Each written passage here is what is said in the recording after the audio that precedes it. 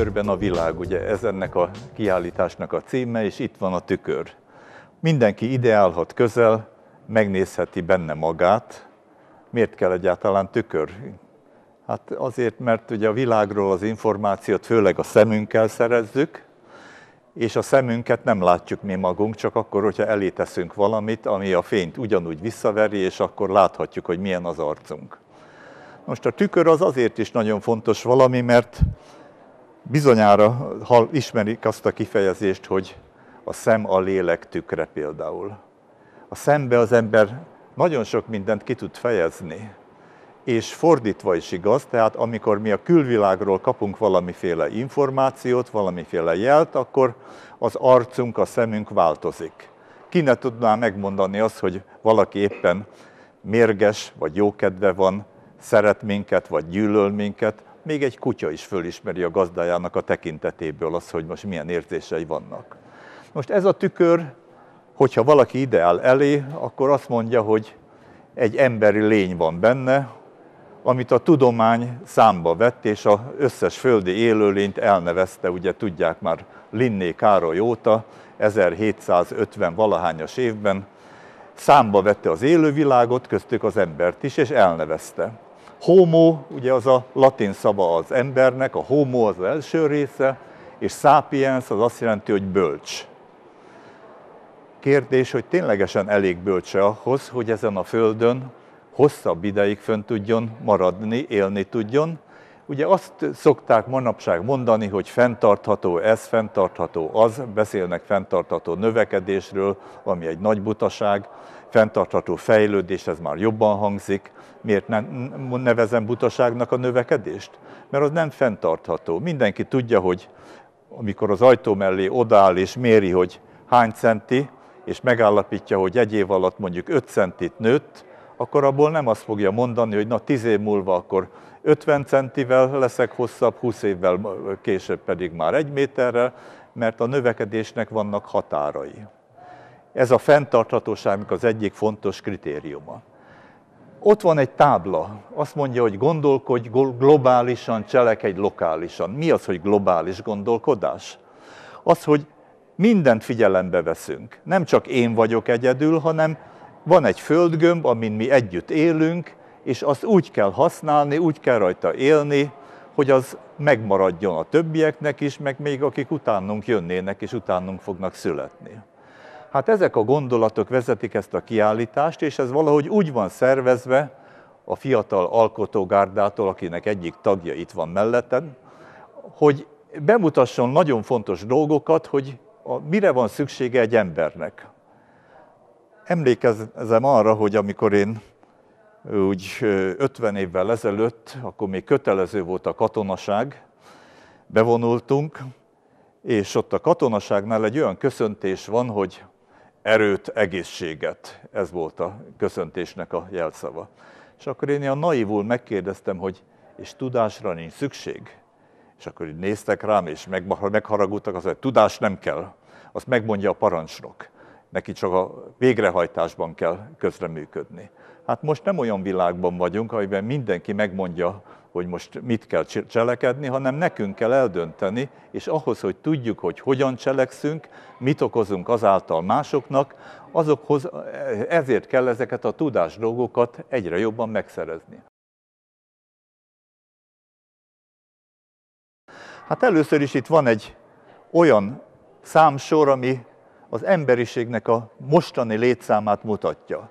Közel vagyunk a 7 milliárdhoz. Ez borzasztó nagy szám, 7000 millió. Na most ott látható alul az a grafikon, az mutatja, hogy Krisztus születése idején úgy körülbelül olyan 300 millió ember élt itt a Földön, és gyakorlatilag nem sok változás történt, egészen úgy 1600-1700-ig, ott az évszámok alul láthatók. És akkor hirtelen elkezdett a növekedés megindulni, és megyünk föl a csillagos ég felé. Ugye jelenleg ott vagyunk a kérdőjelnél, és a prognózis, az előrejelzés az, hogy biztos, hogy el fogjuk érni a 8-9 milliárdot, lehet, hogy még a 10 milliárdot is. És aztán mi lesz? Hát ez a nagy kérdőjel, hogy tudunk-e egy ilyen végtelen növekedést fenntartani egy véges felszínen.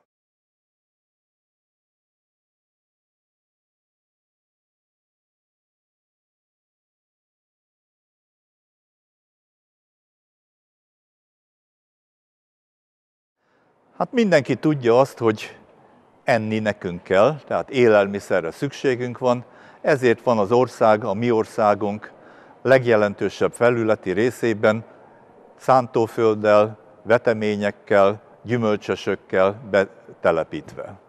Most ez arra szolgál, hogy az élelmiszerünket megtermelje. Tehát szükségünk van élelmiszertermelő területekre, szükségünk van olyan területekre, például erdőre, ami nekünk a papírt adja, szükségünk van állatokra, amelyek a bőrt adják, és így tovább.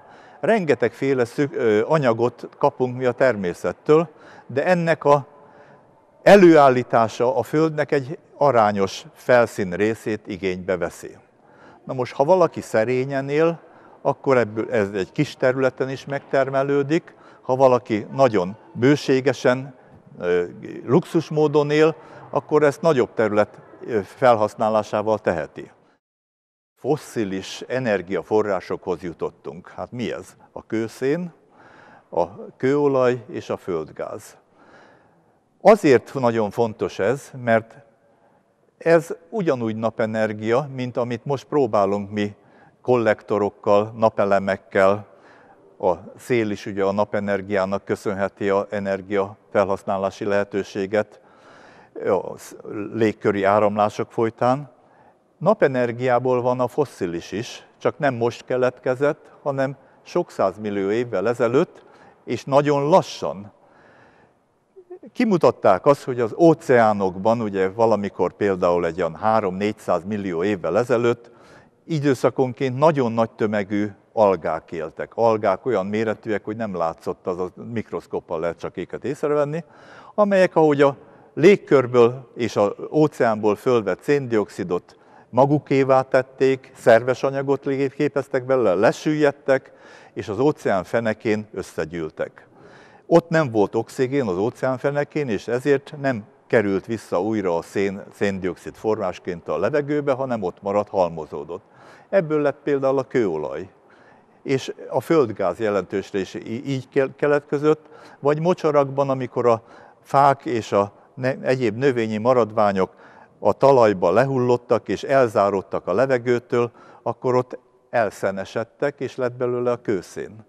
Na most ezeket az anyagokat az ember a napenergiától kapta, de hosszú régi idők alatt, és most újra tudja hasznosítani. A baj csak az, hogy ettől a gyors energiaforrástól az emberiség elbizakodott. Egyrészt elszaporodott, emlékezzünk rá, azon a grafikonon mikor kezdett el az emberiség létszáma növekedni? 1600-1700 körül.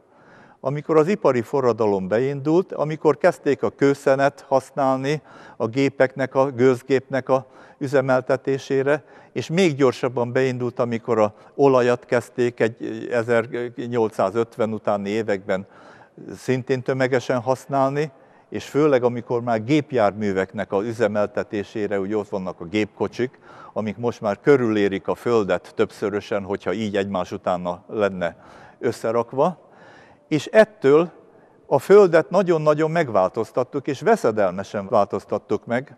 Bizonyára hallották azt a jelszót, hogy mentsük meg a Földet.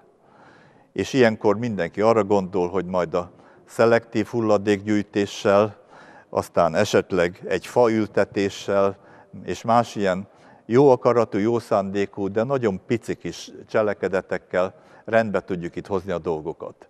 A Földet ne féltsük. A Föld meg fog maradni, a Földet egytől kell félteni, az embertől. 4,5 milliárd éves a Föld, az élővilág rajta legalább 3 milliárd éves. A 3 milliárd évből egy pár tízezer év az, amit az ember jelenléte jelent, tehát egy elenyésző kicsi rész, és még kisebb rész az, amit az utolsó 300 év jelentett, amikor kezdtük ilyen ökológiai lábnyomokkal benépesíteni a Földet és tönkretenni, sajnos hosszabb távon az ember számára is. Hát az emberiség nem egyenletesen fogyasztja itt a dolgokat a Földön. Tudjuk, hogy mindig is voltak gazdag emberek és voltak szegény emberek, de most már gazdag országok és szegény országok is olyan mértékben különülnek el, hogy ha valamiféle szorzószámmal kellene ezeket összehasonlítani, azt lehet mondani, hogy 100-szoros különbség van egy szegény ország és egy gazdag ország között, ami azért elviselhetetlen, mert manapság a globalizált földön az információ, a képi anyag a televízióval vagy a hírekkel az egész földet behálózza, úgyhogy például az Afrikában élő, szerencsétlen, szegény körülmények között élő valaki, aki bemegy az ottani szállodába és megpillantja a televízión, a képernyőn, hogy Amerikába vagy akár Európába hogyan élnek az emberek, akkor kétségbe esik, hogy hát hogy lehet az, hogy én nekem egy ilyen rossz világ jutott. Hát azért kellene ezt a láboknak a méretét valamennyire összehozni, mert kiderült az, hogyha arra várnánk, hogy majd mindenki amerikai szinten él itt a Földön, akkor ehhez nem lenne elegendő a mostani Föld. Egyesek szerint 4 föld, mások szerint 6 földre volna szükség, ami nincs. Itt kellene élni. 2 dolgot tudunk tenni, a népességnek a száma és a népességnek a fogyasztási stílusa, hogy mennyit eszünk, milyen módon szennyezzük a környezetet, ezt kellene valahogyan kordába hozni. Hát melyik ország az, amelyikben a legnagyobb az ökológiai lábnyom, és melyik, amelyiké kicsi? Hát Magyarország az átlag fölött van, ez az első üzenet számunkra, és ugye itt Magyarország itt szerepel, 3 hektár. Ez azt jelenti, hogy egy embernek, legyen az csecsemő vagy akár agastyán, körülbelül 3 hektárnyi földön lehet megtermelni az ő általa elfogyasztott javaknak az alapanyagát, és ehhez még hozzá kell venni az általa kibocsátott szén-dioxidnak az eltüntetését. Ez a 3 hektár az elég nagy, és nincs Magyarországnak ennyi biológiailag produktív területe. A lábnyom számításoknál nem azt nézik, hogy a Föld mekkora a felszíne, mert a Föld felszínében benne van az óceánoknak a tömege, benne van a jégtakaróval borított tömeg, a sziklával borított terület, a sivatag, ami nem számít termékeny területnek. A biológiailag termőképes terület az, amit számításba kell venni, és ehhez képest az emberiség már most túlhaladta körülbelül egy olyan 50%-kal a fogyasztásával a Föld eltartó képességét. Magyarország nem 50%-kal, hanem 2-szeresen haladta túl ebben a tekintetben. Most ez azért nagyon fontos üzenet, és nem tudom, hogy mennyire vesszük ezt mi Magyarországon is komolyan, mert elvileg, ha ez így igaz, akkor azt kell mondanom, hogy ha mi tovább javítjuk az életszínvonalunkat, akkor ezáltal a többi ember elől vesszük el a hasonló lehetőségeknek a megszerzését. Mert csak egy föld van, egy földön kellene valahogyan élni. Tehát az igazságos megoldás az lenne, hogy mindenkinek erre az átlagos szint felé kellene lefelé menni, akik mi jóléti társadalmakban élünk, és a nyomorgóknak pedig följönni erre a szintre. Csak hát a világ azt mondják, nem így működik, és sajnos ténylegesen igazuk van, nem így működik. A lábnyomaink különbözők, ugye itt van például az USA-nak az ökolábnyoma, ami 8 hektár, és egy indiai, amelyiknek kevesebb, mint 1 hektár. Na most nem biztos, hogy mindenki tudja, hogy mekkora ez a hektár, azért megmondom, hogy egy futballmeccset már biztos látott mindenki, tévén közvetítik. A futballpálya, a szabvány futballpálya az 0,7 hektár. Ennél egy kicsikét nagyobb, de hát 0,7 valamennyi. Most ez azt jelenti, hogy egy embernek a mindenféle fogyasztási javának a megtermeléséhez és a szennyanyagoknak az eltüntetéséhez szüksége lenne mondjuk egy olyan 4 hektár, 4 futballpályányi területre. És hát ebben kellene gondolkodni, és nem abban, hogy mindenből több lesz, mindenből nagyobb lesz, mindenből szebb lesz. Mert ahhoz a földünk kicsi, és nem bírja ezt a terhelést. Ki lehet számítani mindenkinek a saját ökológiai lábnyomát is, ha tudjuk azt, hogy milyen életet élünk, mennyit közlekedünk, mivel közlekedünk, mit fogyasztunk, és hát erre jó ez a készülék. Ez persze csak egy olyan hozzávetőleges jelzés, de fontos tudni azt, hogyha például a papa visz be minket kocsival az iskolába, akkor jóval nagyobb a lábnyomunk, mint hogyha fölülünk a tömegközlekedésre, és azzal fogunk behajtani.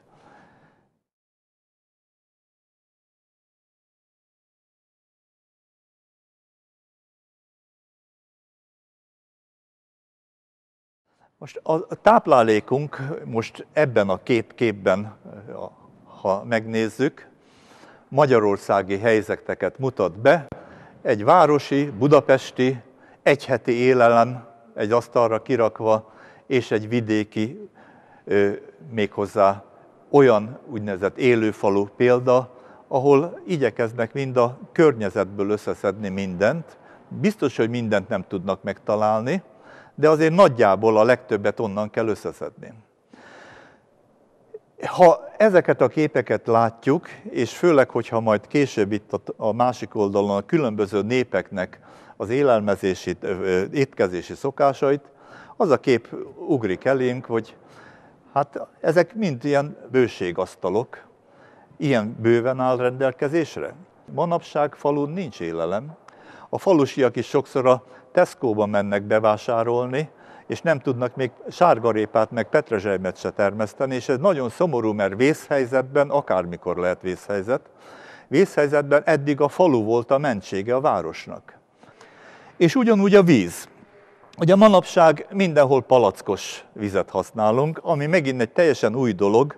A palackok azok miből lesznek? A palack az kőolajból készül, tehát akkor mióta kőolajat nagy tömegben tudunk használni, azóta vannak a műanyagok, azóta vannak ezek a palackozott vizek, és most már le is szoktunk a csapvízről. Tudom, hogy nagyon sok helyen különböző a minősége, de Budapesten például én élek, ott a víznek a minősége semmivel sem rosszabb, mint a palackozotté, mégis mindenki hajlandó cipelni haza literszáma vizet, és ráadásul utána eldobni a palackot, amivel tovább problémákat okoz. Hát az élelemnek a forrása, ugye ez nagyon fontos, manapság egy globalizált világkereskedelemmel jön. Azon az asztalon látunk reggeli ennivalókat, és kis cédulán megjelölve, hogy mi honnan származik, és ennek következtében hány kilométer utat tett meg. Hát van olyan, amelyik nem tett meg hosszú kilométert, van olyan, amelyik sokat tett meg. Bizonyára látták a piacon is, hogy például fokhagyma az manapság Kínából érkezik, és az ember elkezd gondolkodni, miért van az, hogy Kínából hozzuk fokhagymát, mi nem tudunk fokhagymát termeszteni? És jön ekkor a magyarázat, a mai úgynevezett neoliberális közgazdaságnak az egyik érdekes axiomája, tétele, hogy az árak szabnak meg minket, és az árakban mi van benne? Árakban benne van a munkabér, benne vannak a költségek, ugye, hogy mibe került annak az előállítása, a szállítás, meg még néhány dolog, és ezek közül a munkabér az nem mindenhol egyforma. Vannak olyan országok, ahol éhbérért lehet az embereket foglalkoztatni. Itt Magyarországon, ha valakinek ajánlanak mondjuk egy 10 forintos órabért, akkor biztos, hogy nem megy el oda dolgozni. És ezért megtermeltetik például a fokhagymát Kínába, ahol nagyon olcsó a munkabér, és nem veszik figyelembe azt, hogy annak a szállításával keletkező szén-dioxid, ami a levegőbe kijut, az az egész emberiségen eloszolva egy közös teherként szakad a nyakunkba. Közös teher pedig a globális klímaváltozás, amiről itt nem beszéltem az előző ábránál, erről külön hosszú előadást lehetne tartani, de egyet jegyezzünk meg, szélsőséges változásokra kell felkészülnünk. Nem arra, hogy egyértelműen itt melegszik nálunk, és mondhatná valaki, hogy hát hogy beszélhetünk globális fölmelegedésről, amikor a tavalyi nyár milyen hűvös volt. Itt hűvös volt, de például Moszkvában megfőttek az emberek, a déli féltekén szintén igen meleg volt, tehát a globális klíma az azt jelenti, hogy a Föld egészének az átlaga. És az is egy kicsit nevetséges, amikor arról hallunk, hogy hát egy 1 fokos, 2 fokos melegedés, hát az nem egy komoly dolog. Nyáron lesz mondjuk 25 fok helyett 26, hát az nem nagy baj. De figyelmeztetek mindenkit, hogy a jégkorszak, amikor itt ugye mamutok futkostak az Alföldön, és a jégtakaró nagy tömbökben leérkezett Lengyelország és Németország középső részéig, akkor csak 5 fokkal volt kevesebb az átlag hőmérséklet a mostaninál. Tehát ez a globális hőmérséklet, ez nagyon-nagyon különbözőt jelent területi eloszlásban, és erre kell gondolni akkor, amikor például a szállítás okozta szén-dioxid terhelés egy fontos klímaváltozást okozó kép lehet. Azt mondtam, hogy arra kell gondolni, amikor globálisan gondolkozunk, hogy a Föld az egy rendszer. Annak a rendszernek nagyon sokféle eleme van, és az ember az egyik. Nem mi parancsolunk a Földnek, hanem a Földbe kell nekünk beilleszkedni. Na most mit lehet itt ezeken a földgömbökön látni? Hát mi ugye az iskolai atlaszt elővesszük, nem ezt a képet látjuk, ami itt van, hanem ennek a fordítottját. Itt Ausztráliában van fönt, itt van Észak-Amerika, itt van Dél-Amerika, itt van a déli sark, van az északi sark. Ezt csak azért fordították meg a kiállítás szervezői, hogy érzékeltessük azt, hogy fent és lent itt a Földön az egy relatív fogalom. Emlékszem még, hogy milyen nehéz volt nekem is gyerekkoromban megérteni azt, hogy ha mondjuk mi itt élünk Magyarországon, amit most Hamarjában ugye itt találok meg, és mi nekünk itt van a fönn és itt van a lenn, akkor Ausztráliában vagy Új-Zélandon fejjel lefelé járnak az emberek. Ugye ez milyen rafinált dolog? Hát dehogy járnak fejjel lefelé, a gravitáció az, amelyiket a fönt és a lentet itt megszabja, az a Föld központja felé igyekszik a súlyokat, a különböző tömegű tárgyakat irányítani. De ezen a képen nem a fönt és a lent a fő mondandó, hanem a gazdagság és a szegénység. Északi féltekén van itt a legtöbb 1 forintos elhelyezve, fölragasztva, ezzel jelezve azt, hogy a vagyon legnagyobb része itt van. Azért lett Európa vezető kulturális, technikai ország, mondjuk a 1000 évektől kezdve napjainkig, később ugye átvette már Amerika, még később majd át fogja venni Kína és Japán, mert olyanok voltak a feltételek. Például az, hogy európai kontinens félszigetekre tagolja, ezáltal részben elzárja, részben összeköti a különböző népeket, míg más területeken ez nem volt. Ennek következtében északon fejlődött gyorsabban a technika, innen indultak el a gyarmatosító hadjáratok, és gyarmati viszonyok között nem tudott fejlődni például Afrika vagy Ázsiának jelentős része, ami most kezd éledezni, és most kerül arra a pozícióra, hogy ő is kérje azt a színvonalat, amit esetleg Európa vagy Amerika már korábban megszerzett. És itt jönnek a bajok, ugye, az ökológiai lábnyommal kapcsolatban. De nézzünk ott egy másik grafikont.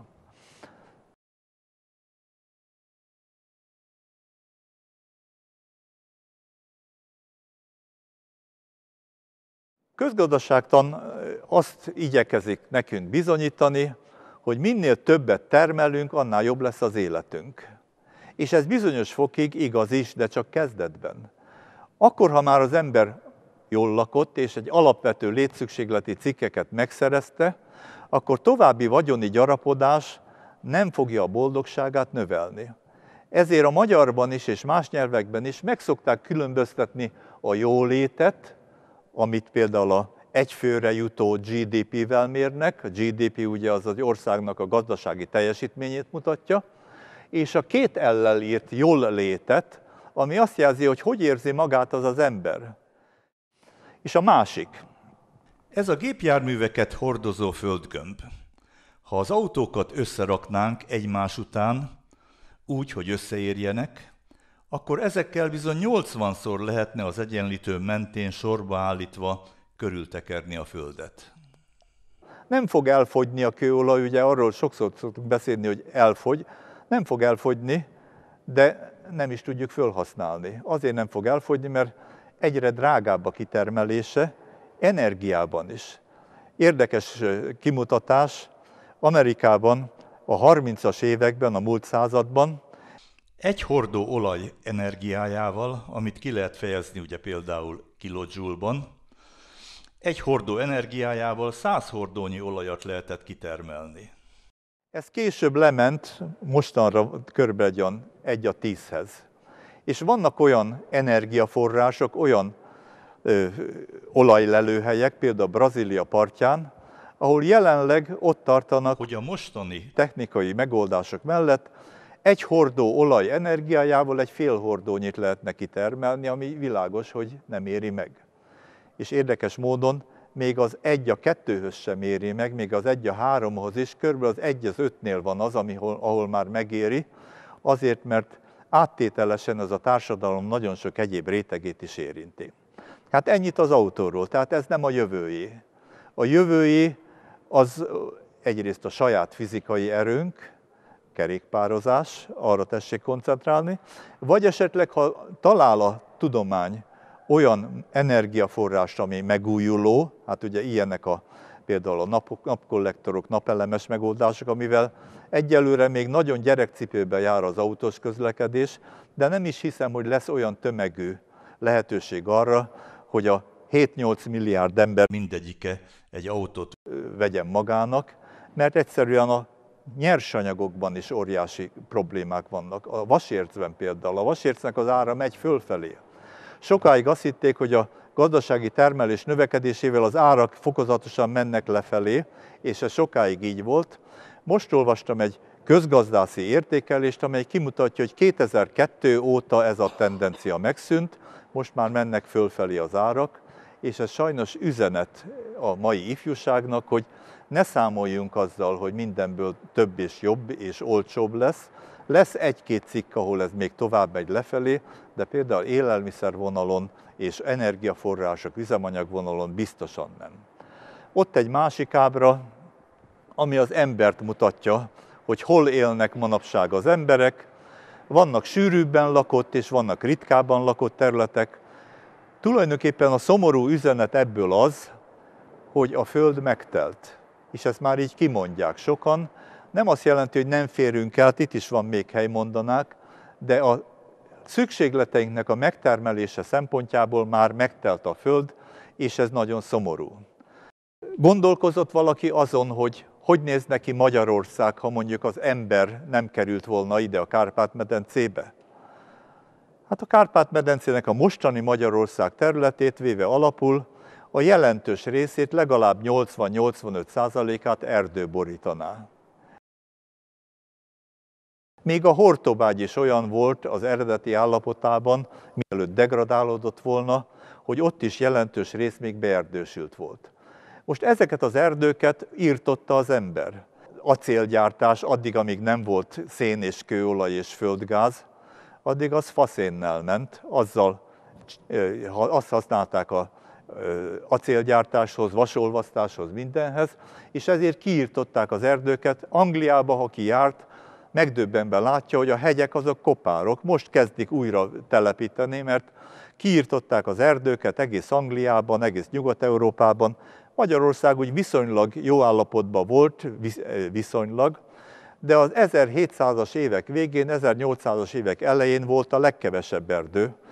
A Trianon után erdősödött be nagyon nagy része az Alföldnek az erdészeti tevékenység következtében. Miért kell az erdő?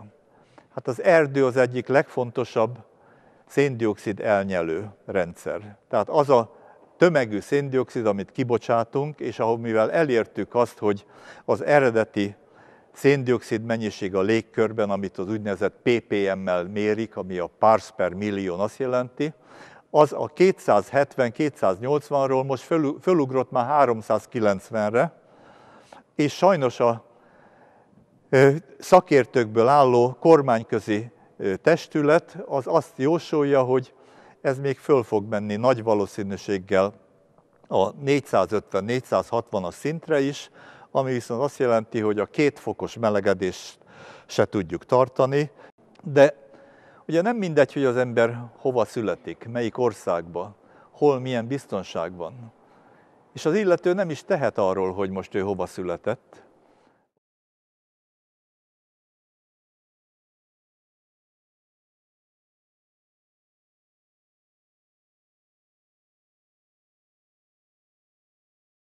Így azt is mondhatnánk, hogy a család és a biztonság az a gyerek számára nagyon fontos, biztos, hogy sokat tud tenni az érdekében, mondjuk a családi egységnek, a szeretetnek, amiről majd még beszélünk, a viszonzásában és a harmóniának a lehetőség szerinti megteremtésében, de hát ez nem mindenkinek adatik meg.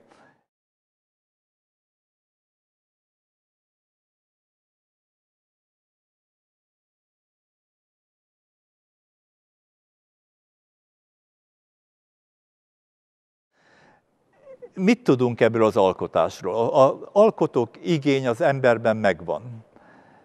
Én, amikor gyerek voltam, és próbálom felidézni, hogy én mit szerettem volna alkotni, akkor én csináltam magamnak egy herbáriumot, növénygyűjteményt, mert nekem a növények voltak mindeneim, és az egy borzasztó nagy élmény volt, hogy megismertem a növényeket, fölragasztottam lepréselve lapokra, ráírtam, hogy Herbarium G. Vida Flora Hungarica, és akkor ezzel indult az én tulajdonképpen a tudományos pályám.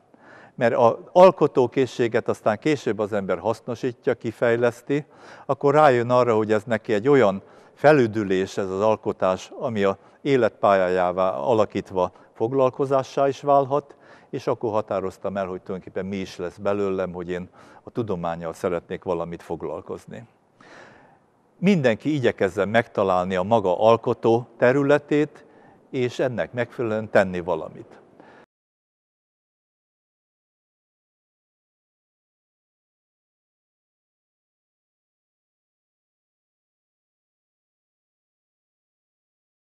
Ismerd meg magad, ugye ez egy Szokratészi idézet, nagyon fontos. Hát miben tudjuk magunkat megismerni? Tükörben, ugye ezért vagyunk itt.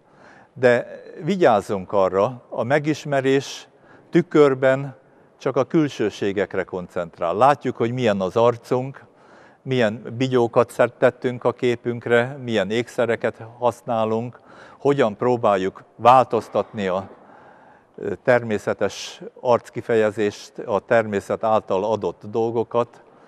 Tehát vigyázzunk arra, külsőségek mellett belső dolgokra is ügyelni kell. Itt ebben a kiállítási részben érdekes dolgokat látunk. Arra hívja fel a figyelmet újra, amit már eddig is hangoztattam, hogy ez a globalizált kereskedelem igyekszik sokszor az identitást el is tüntetni, és nem tudjuk azt, hogy például amikor egy farmer nadrágot vásárolunk, hogy a farmer az engem is olyan szempontból meglep, hogy az majdnem, hogy egy kötelező egyenruha. Ha ebben azt mondanák, hogy kötelező, biztos nem viselnék annyian, mint ahogyan most viselik. Ez a kép például fölhívja a figyelmet arra, hogy a világkereskedelem révén a boltban vásárolt nadrág ára úgy oszlik el, hogy aki csinálta, az az árból 1%-ot kap, a legtöbbet a kereskedő, kiskereskedő, az importadó, a márkanév jelent, anyagköltség az szintén viszonylag kicsi értékkel szerepel. És azt is tudjuk, hogy miért készül Kínában például manapság szinte minden, arra már fölhívtam a figyelmet, azért, mert ott még mindig nagyon olcsó a munkabér, és ennek következtében a cégnek, amelyik ezt a rabszolgamunkát végezteti, az ebből neki nagy profitot hoz, hogy ott készíti a márkás farmernadrágot, és akkor aztán itt jó pénzére eladja. Ez rögtön fölhívja a figyelmet a következő témakörre, a választásra. Ha tudjuk azt, hogy egy valamilyen termék úgy készül el Kínában, hogy az gyakorlatilag egy rabszolgamunkát vesz igénybe, akkor ennek a tudatában megvásárolni, preferálni, előnyben részesíteni ezt a terméket, tulajdonképpen egy erkölcstelen dolog. Mondhatnánk azt, hogy hát munkát ad azoknak az embereknek, de ugyanakkor azt is kell tudni, hogy milyen munkát, rabszolgamunkát. És nem biztos, hogy ez a jó, és nem biztos, hogy ez az irány.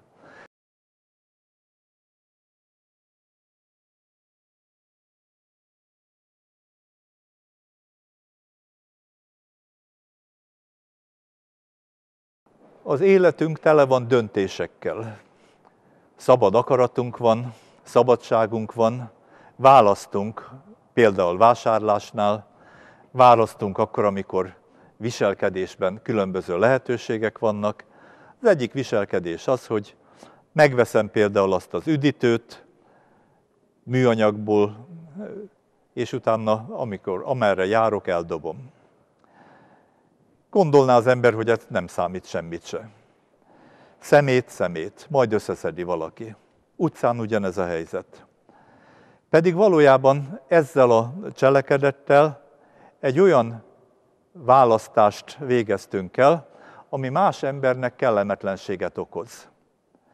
Tehát azt kellene mérlegelni a döntéseknél, választásoknál, hogy nem csak nekem jó valami, hanem ugyanakkor jó-e az a többi embernek. De ha kimegyek az erdőbe és ezt tapasztalom, akkor már elszorul a szívem, és majdnem, hogy dühös lesz az ember, hogy hát ki csinálta ezt. Hogy lehet egy erdőben eldobni ennyi mindent? És ez egy másik dologra hívja fel a figyelmet.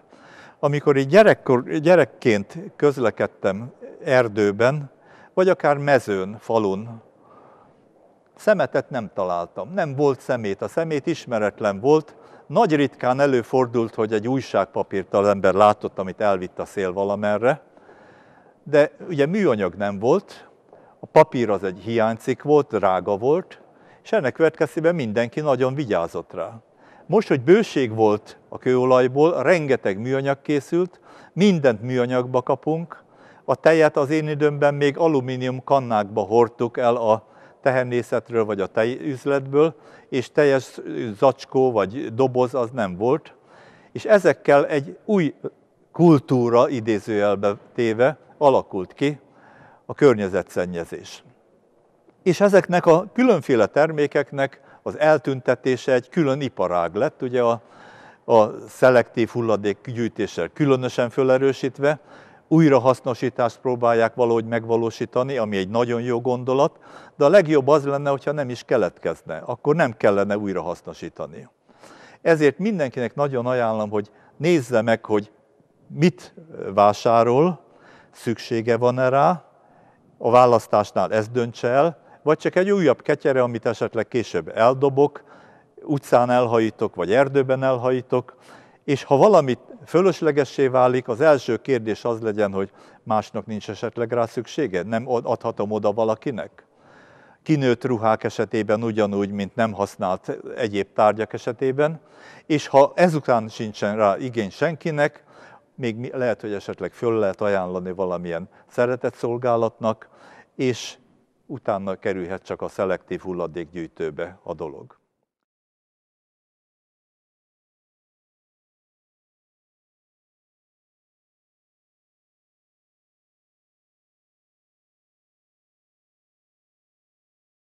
Pihenés egységhez érkeztünk, és amint látható, élnek is a lehetőséggel. Miért fontos a pihenés? Pihenés során regenerálódik az ember, elhasznált energiákat újrapótolja, és közben esetleg mód van arra, hogy más tevékenységgel, ami nem veszi annyira igénybe, párosítsa a dolgot. Aktív pihenés, ugye ezt szoktuk mondani. Érdekes néprajzi megfigyelést végeztek el természeti népeknél a néprajztudósok. Hol élnek ezek a természeti népek? Most már sehol, azt lehet mondani. Még egy-két területen állítólag vannak amazoni őserdőkben olyan indián törzsek, amelyek még természeti viszonyok között élnek, és ilyeneket találtak még a legmostohább körülmények között, például a Kalahari sivatagban is, a bushmanok körében, akik nem lehet mondani, hogy olyan jó viszonyok között élnek a mi mércénkkel mérve, mégis amikor fölmérték az életüket, azt találták, hogy a munkaidejük sokkal rövidebb, mint az európai civilizált emberé. Hát nálunk ugye beszéltek 48 órás munkahétről, 40 órás munkahétről, lejjebb is mentek, itt-ott még olyan 38 órás munkahétről is volt szó, de odáig sehol sem mentek, hogy mondjuk 4-5 órás heti munkaidő lett volna, és ezeknél a természeti népeknél ez volt. Most hogy lettünk ebből a rövid munkaidejű népekből ilyen agyonhajszoltak. Egyszerűen azért, mert verseny van. Versenyben vannak az emberek egymással, és ez a verseny tulajdonképpen az embereket sokszor tönkreteszi. Ettől van aztán infarktus és egyéb ilyen egészségügyi romlás, ettől van az, hogy mindenki a pillanatnyi rövid ideje van, akkor elkezd enni, chipset, meg egyéb ilyen roppant egészségtelen, de nagyon hízlaló valamit, amiben sokszor bele van építve az étvágyfokozó is, hogy ne lehessen abba hagyni. Ezek kereskedelmi fogások, amivel ugye egy ilyen piaci gazdálkodással élő, szabadkereskedelmi gondolkodásban élni lehet, és nem csak élni, hanem visszaélni is. Komposztálás az egy olyan dolog, amit most kezdenek az emberek, a városi emberek fölfedezni. Azelőtt is a kertészek mindig tudták, hogy a hulladék, növényi és háztartási anyagoknak jelentős része az visszaforgatható. A természet mindig komposztál, az erdő komposztál. De manapság, amikor meglepődve vettem észre, hogy a környezetvédelmi intézkedések kapcsán műanyag zsákokat osztogatnak Budapesten, hogy abba gyűjtsük be az avart, méghozzá nem osztogatnak, hanem meg kell vásárolni, és utána ezt az utcán összerakva glédában elviszik. Én magam összeszedtem egy pár zsákot, és elvittem magam, mert én tudom, hogy ez komposztálással milyen nagy érték. Ebből olyan jó termőföldet lehet, virágföldet lehet csinálni, legalább 2 év alatt, amit jó pénzért el lehetne adni. És ahelyett, hogy az emberek ezzel foglalkoznának, fizetnek még pénzt, hogy elvigyék. Ez még a jobbik eset, mert a rosszabbik az, hogy elégetik, összekupacolják, és akkor füstölnek, levegőt rontják, és a szomszédokat bosszantják vele, hogy elégetik. Komposztálással el lehet tüntetni mindenféle szerves hulladékot, konyhai hulladékot, még az újságpapír, csomagolópapír is megfelelő kezeléssel komposztálható, és ezek az eszközök arra szolgálnak. A lényege az, hogy valamennyire összefogjuk, nedvesen maradjon, hogy meginduljanak benne azok a folyamatok, és az az élővilág, azok a giliszták, azok a más lebontó szervezett tömegek, amelyek ezt a folyamatot végzik.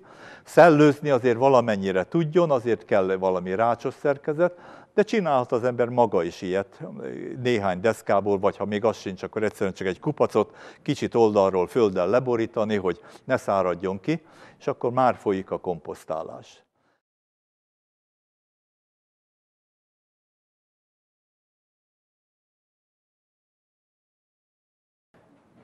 Valamikor egy 30 évvel ezelőtt Amerikában rendeztek egy olyan kis szimpóziumot, aminek az volt a címe, hogy Alapvető emberi jogok. És az alapvető emberi jogoknak a listázását végezve eljutottak ugye először, hogy élelmiszer legyen, vize legyen, levegője legyen, fedél legyen fölötte, és így tovább, és kezdték tovább is építeni. Egy bizonyos szintig elérve ott elakadt a társaság, és akkor én megjegyeztem, hogy hát eddig az alapvető jogok vonalán azt listáztuk, amit egy civilizált börtönben mindenki megkap. Mert ott megvan az élelmiszere, itala is, fedél is van a feje fölött. Mi hiányzik egy börtönben? Hát legtöbb ember azt mondja, hogy ugye a szabad mozgás, de nem csak ez a szabad mozgás, a változatosság, és főleg a szeretet. Oda nem azok vannak összezárva, akik egymást szeretik, hanem a szeretteitől van az ember elszakítva. Na most a szeretet az egy olyan emberi igény, amit mindenki tud, és mindenki érez, és amit sajnos az utóbbi időben a pénzvilág ki is használ. Megpróbálják a szeretetet átminősíteni. Egyrészt arra, hogy anyagi vonatkozásait hangoztatják csak, ajándékokat kell venni, aki szereti a másikat, ugye Valentine nap, meg egyebek, vagy legalábbis valamiféle képeslaptömeget indítsunk el. Másrésztről pedig a szeretetnek egy egészen más vonalát kezdik el hangoztatni, a testi vonalakat és a szexet. Ez egészen más dolog. A szeretet az ettől teljesen független. Ha valaki a szeretetről valami jót akar, vagy valami jó leírást akar hallani, hát az irodalom tele van ilyen művekkel, de én a Szentírást ajánlom, és ott pedig Szent Pálnak a levelét, amiben le van írva, hogy milyen a igazi szeretet. Most ez nem anyagias. A szeretetet nem elsősorban az ajándékozással tudjuk jelezni. Szeretet az egy alapvető igény. Azok, akik sokat szeretnek az életükben, a szó nemes értelmében, azok sokáig is élnek. Az életük nem egy stresszes dolog, nem lesz tele állandóan idegeskedéssel, küszködéssel, versengéssel, a másik legyőzésével.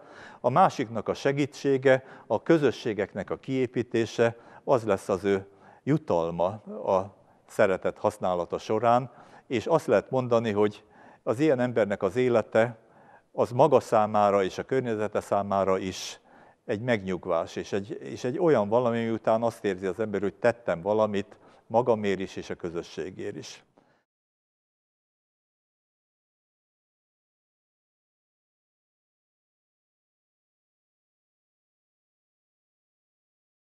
Ez a helyiség, ez arra való, ez a sötét, hogy a külvilágtól egy kissé elzárva, a külső ingereket kikapcsolva, az ember megpróbálja a gondolatait rendezni és elképzelni valamit. Elképzeléshez kell valami segítség. Az ember azt tudja elképzelni, amiben valamiféle tapasztalata már volt korábban, de ez segítheti különböző eszközökkel. Itt például szerepel egy írásvetítő, az írásvetítőbe be lehet tenni különböző figurákat, azokat össze-vissza tologatni, kivetítni, és akkor nézni, hogy erről mi jut nekem ez eszembe, mit kezdek ebből kihozni, mit tudok csinálni. Az előbb én már mondtam azt, hogy nekem az álmodozás és a pihenés igazából a természetben tud megvalósulni, és azért én nem megyek egy ilyen szobába be, hanem mondtam, kimegyek a természetbe, legfeljebb behúnyom a szemem, hogy a képi dolgok azok ne zavarjanak túlzottan, és akkor hallgatom, és akkor csend van, és az ember koncentrál, és az ember akkor rájön arra, hogy milyen fantasztikusan szép ez a természet, milyen fantasztikusan jól, harmonikusan van elrendezve benne minden, hogy itt nincs olyan, hogy szemét, hogy itt nincs olyan, hogy valamiféle zavaró jelenség, rögtön mondaná valaki, hogy a természet, hát Darwin megmondta, hogy ott véres foggal, körömmel harcolnak egymással az élőlények, nem igaz. Darwin se így mondta, Darwin okos ember volt. Darwin rájött arra, hogy a harc, az egymás kiszorítása kezdetben tart, amíg egy benépesítés folyik egy területen, de miután már összeálltak egy közösséggé, ugye itt is közösség van, ez a úgynevezett biotikus életközösség, a növények, állatok, mikroorganizmusok talajban, felszínen, levegőben együtt valamit csinálnak. És ilyenkor nem harc folyik, hanem az együttműködésnek olyan érdekes vetületei, mint a forrás megosztás, hogy az egyik az árnyékot élvezi, a másik a napot élvezi, az egyik fönn a fák tetején, a másik lenn a talajban, és ezek egymásnak adják át a különféle anyagokat egy energia áramban a napenergiájával, és ez az, amit az embernek meg kéne tanulni, és el kéne sajátítani, és leutánozni ezeknek az elemeit, hogy tudunk mi együtt élni egymással, hogy tudunk mi együtt élni azzal a sokféle élőlénnyel, ami itt a Földön van, hogy ez egy harmóniában haladjon tovább, és a harmónia az a biztosíték arra, hogy fenntartható legyen. Részvétel, részt venni mindenben. Nem csak egyedül vagyunk, a közösségben részt venni, és meg lehet nézni, ezekről beszéltünk végig, hogy együtt tudunk egymásnak örülni, szeretetre van szükségünk, a pihenés miért fontos, az alkotás milyen, a víz, az élelem, az álom, a biztonság, az identitás, a választás lehetősége és a tudás a legtetején. Az iskolában szaktárgyakat tanulunk. Van, aki a matematikát szereti, biztos nem sokan vannak itt, van, aki inkább az irodalmat szereti, mert ott többen tudják élvezni, van, aki a történelmet, van, aki a biológiát, van, aki a kémiát, van, aki az éneket, van, aki a testnevelést.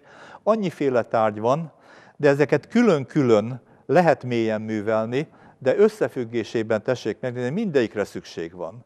Azért kell az érettségi majd, hogy ezzel jelezzük azt, hogy mindenből valamit tudunk, a leglényegesebb dolgokat. Lehet, hogy nem pont azokat a tételeket fogják számon kérni az életbe az embertől, amiket ott tételesen el kell mondani, de legalább egy képet kapunk arról, hogy épül fel ez a világ, hogyan létezik az emberi kultúra, az emberi civilizáció, és ebből tudjuk a jövőnket is megszabni. Hogy milyen lesz a jövő, azt persze nem tudjuk. Még akkor is azt mondom, hogy ha én eléggé biztos vagyok benne, hogy anyagi szempontból nem lesz jobb, mint eddig volt, hanem rosszabb, hangoztatva azt, hogy az anyagi az nem az egyetlen, sokszor az anyagi lehetőségeknek a megvonása segít az emberben kihozni a lelki igényeket, és olyan dolgok iránti vonzódását, amihez nem kell annyi anyag. Például egy darab furuját az ember akár faraghat is, vagy vásárolhat mondjuk egy pár száz forintért egy viszonylag egyszerűt, azzal már tud zenélni. Nem beszélve arról, hogy magába is tud dudolni, hogyha éppen még a zeneszerszáma sincsen. Az ember körülnéz a világban, gyönyörködik benne, és keresi a helyét, hogy ebben a mostani felbolygatott világban valamiféle nyugodt helyet együttműködve a többiekkel hogyan tud kialakítani.